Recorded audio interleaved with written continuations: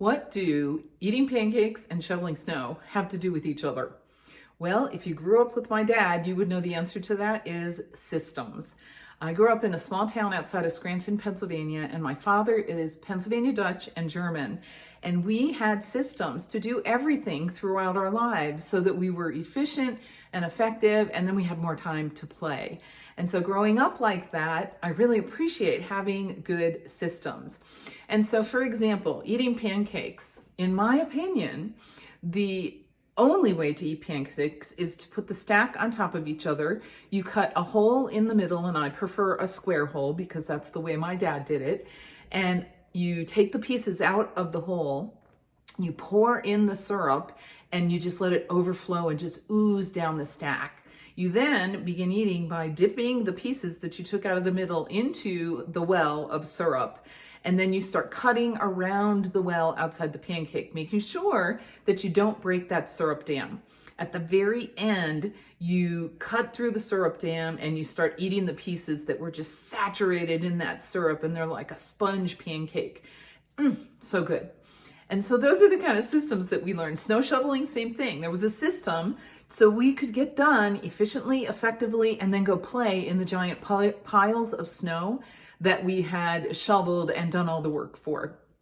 And so dentistry without systems is chaotic. Systems are not easy to put in place, but the benefits that you reap from putting them into place and sticking to them show very evidently in your productivity. And so a practice that's successful is a product of systems, the team's ability to implement those systems, and accountability. So let's take a look at some of the things that we could improve maybe from a systematic perspective that will help us improve our day-to-day activities. First, let's talk about our computer software.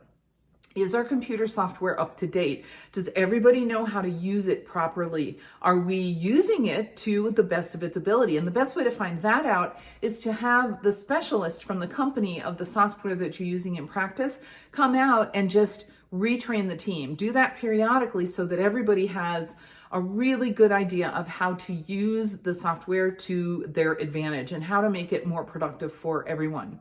Second, how about telecommunications? Is everyone calibrated in their conversations that they're having with external patients, with internal patients, on the phone, with referring offices? We want to make sure we're all speaking the same language and using the same verbal skills so that we connect the same way no matter who we're talking with.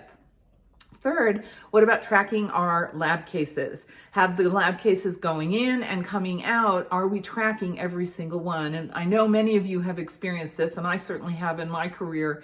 A patient is sitting in the chair and we're looking for the lab case and it is still in the lab.